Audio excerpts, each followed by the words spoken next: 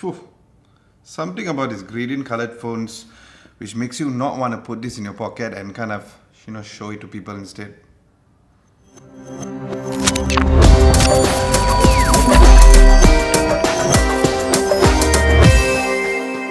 Hey, what's up guys, Adam Lobo here and you're watching Adam Lobo TV. If you guys are new, hello and welcome.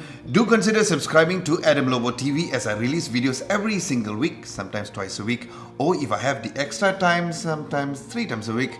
And if you're returning as a subscriber, welcome back my friends.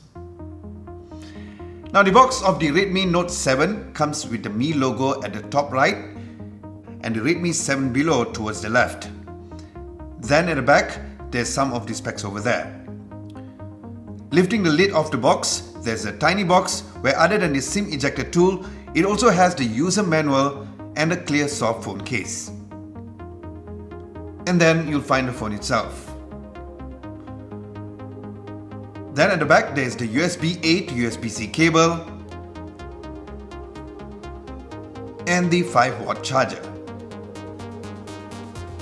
Now going over to the phone specs, the Redmi Note 7 comes with the Snapdragon 660 chipset here in Malaysia with the Adreno 512 GPU. It is coupled with either 3 or 4 gigs of RAM with options of 32, 64 and 128 gigs of storage.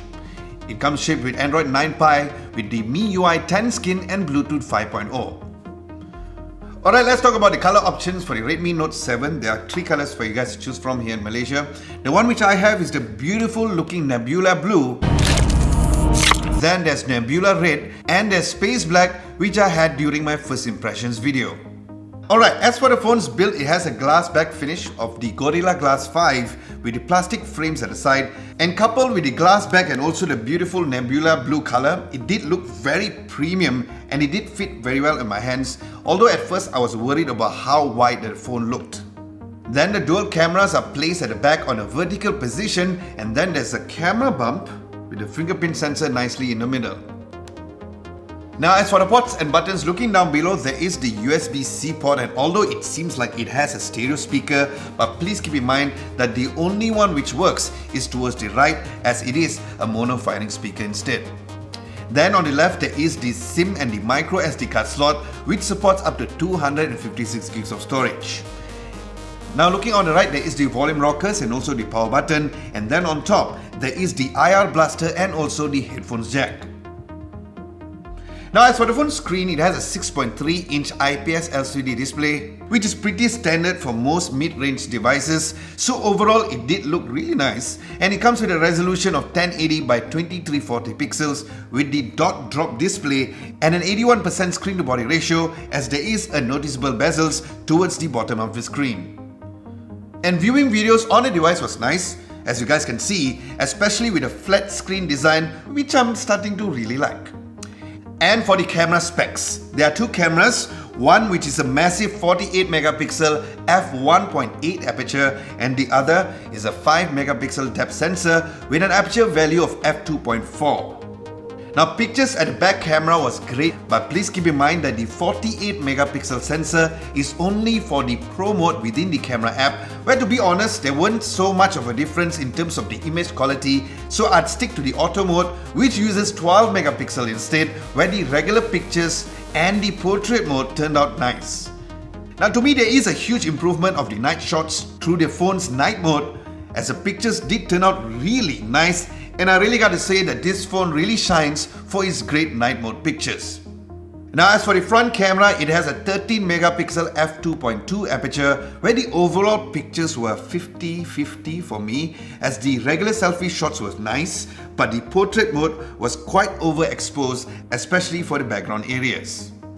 Now as for the phone's video shots, it can record up to 1080p, up to 60 frames per second, which was really nice to know, and the overall video quality was nice, but the image stabilization for the phone only came at 1080 at 30 frames per second. Then the front video camera shots had the same resolution and also the frame rate, where the video quality was nice and well color balanced, but it did lack of the image stabilization. Now as for the phone's audio quality, overall it was decent and loud, especially sounded nice for the highs, although there is no stereo speaker, and here's a quick sound test.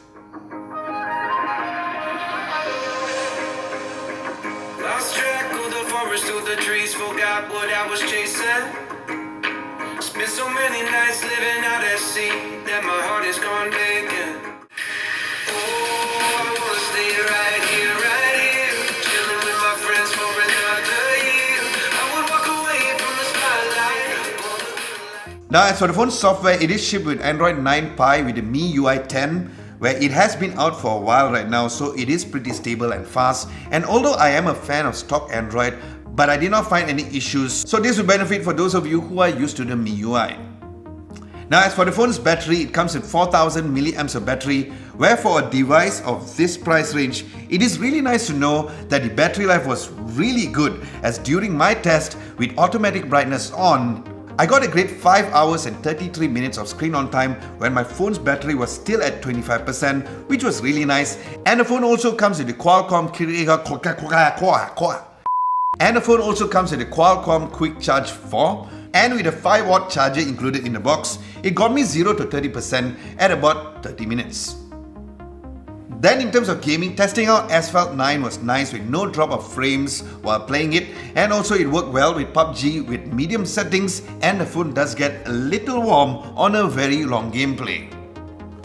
Alright guys, in conclusion, Xiaomi has released yet another great phone to conquer the mid-range market with a really nice rear camera for me, and of course a really nice battery life. And it is worth your money if you guys are looking for a good phone for its price, as the 3GB RAM and the 32GB storage variant is going for only 679 ringgit, and the 4GB of RAM with 64GB storage variant is going for still an affordable price of only 799 ringgit, and the highest variant available, which is 4GB of RAM with 128GB storage variant, is going for 949 ringgit. Alright guys, with this, do let me know what you guys think of the Xiaomi Redmi Note 7 down in the comment section below. With a really good price like this, would you guys get it? Aside from that, thank you so much for watching. Hope you guys enjoyed this video. If you did, be sure to give this video a nice big thumbs up. Like, share and subscribe to Adam Lobo TV if you haven't done so. Don't forget to hit the bell icon just next to it to get notified for my future videos. Thank you so much for watching. This is Adam Lobo, and I'll catch you guys really soon.